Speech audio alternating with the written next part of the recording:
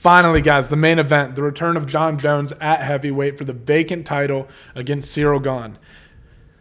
Jon Jones has teased going up to heavyweight for years now, and we're finally getting to see it. And actually, you would think it would be ripped and putting on all this muscle. And I don't know if the picture I saw was fake. I think it's real. But it's him at heavyweight, and it's his picture like with the shirt off that the UFC did. And he looks kind of chubby, right? But when you are carrying around a lot of muscle at heavyweight, it's a lot to carry. And it fatigues quickly. So it almost would make more sense for Jon to just get strong as he let his body kind of naturally put on weight and didn't stack himself so full of muscle. I mean, look at DC.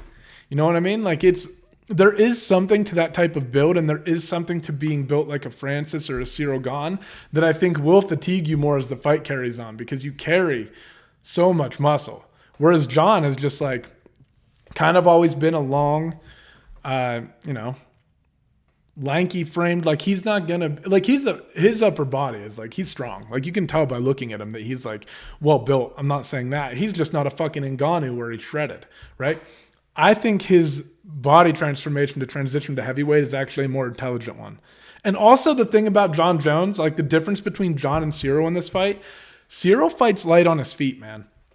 Like he bounces around a lot, and Jon Jones throughout his entire career has always fought much more flat-footed, and he kind of has a lower slumbering pace. I don't want to say slumbering, like he's always also, if you watch fucking Jon, he always dictates the footwork. Like he is always the one moving forward, and even when you're firing offense at him, this is what I was talking about with Pickett earlier. When you throw things at Jon stands in the fucking fire.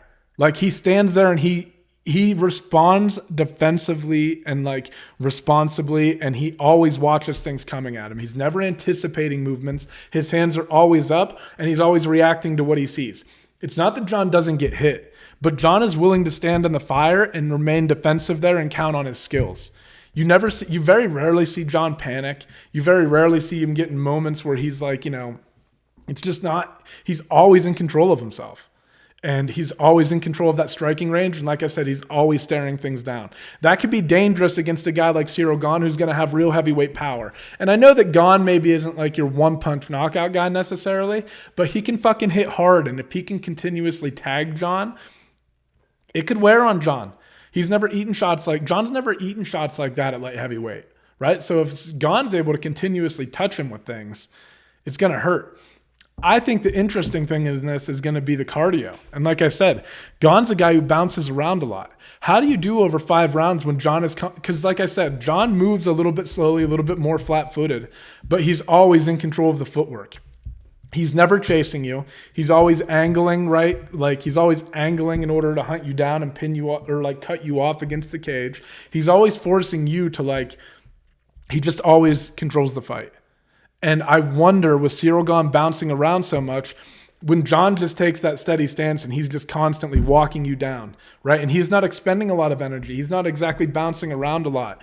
And when you're throwing strikes at Jon and he always has his hands up and he's always defensively responsible, it's not that Jon doesn't get hit. It's that Jon just usually does the right things defensively. That's how I feel. I feel that Jon's a great offensive fighter too, obviously. Obviously, he's a bad motherfucker, and he's super creative, and he throws some, he's always throwing, flying knees and shit, or, like he did against Anthony Smith, always coming up with some wild shit in the octagon. His elbows are nasty. But you see him fight at a very consistent pace, right? And I think that that's going to be the difference maker in this fight against Gane. I think that it's Jon fucking Jones, and I got a hard time betting against him or picking against him. I think he comes back well prepared. I think he took his time doing everything right, getting up to heavyweight. And I just think that, everybody's talking too about the fact that Ngannou took Gane down so many times. And that is true. And Ngannou's not a great wrestler, but it could still be a challenge for Jon Jones to just straight up take Gane down. I think Jon's going to have to press this fight back against the cage. Again, control the footwork, not let Gane start pushing him backwards and stabbing him with big shots. Again, I think Jon sets a slow, consistent pace, backs Gane up against the cage, hits him with some strikes, touches him with those kicks, and because he's fighting at a slower pace and not bouncing around as much as Gane, it starts to aid him. And in rounds 2, 3, 4, we start seeing Jon Now effectively able to work Gane up against the cage slowly. Start landing those elbows that he throws up against the cage, those knees. And I think he'll be the one. I think you're just going to see a very patient approach from Jon. I think he's going to slow the fight down. Gane ends up fighting at his pace. And like I said, Jon dictates things, and the longer the fight goes, the more that he's able to impose his will and start pinning Gane up against the cage. And then maybe the takedowns come into play, right? But I think that Gane could win. Gane had, like I said, that heavyweight power, his speed. I think he has a speed advantage over Jon. His in and out ability is going to be really good. I just think he moves a lot, and I think Jon fights at a slow and steady pace. And I think it plays into his favor in this fight. I think he's going to slowly just march Gane down and impose his will over time. Get creative up against the cage with a lot of strikes there in the clinch. If the takedowns come, they come. But I think you see Jon just walk Gane down, hit him with his kicks, hit him with the strikes, and slowly push him backwards. And as the footwork starts to play more in favor of Jon, he'll become more and more dominant in other departments.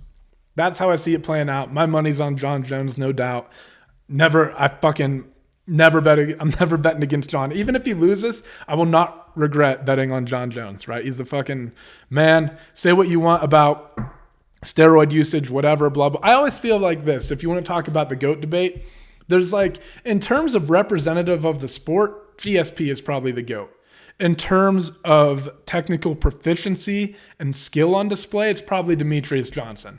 In terms of being the baddest motherfucker that's ever lived, all the steroid stuff aside, it's probably Jon Jones. He's kind of like, it's Barry Bonds-esque a little bit, right? Like that asterisk next to his name because of a lot of things. And I know that he wants to dispel it and wants to claim that he's clean, but he still failed all those tests at the time. And man, I know that asterisk is there, but if you want to talk about just like the baddest motherfucker ever, it might be Jon Jones. So that's how I look at the GOAT list. It's like in terms of accomplishments and like I said, representing your sport, did Jon do that the best? No, but there's 9 billion people in the world and we haven't found one that can beat him up yet. So we'll see what happens this weekend when he debuts at heavyweight and fights for the title of the baddest man on the planet. That's how we refer to UFC champions at heavyweight, right? So he has a chance to cement himself. If he wins Saturday night, he's the GOAT. No doubt. There's no more denying. There's no more denying, right? He's the greatest. He's the greatest that's ever fought. Say what you want about, I don't care.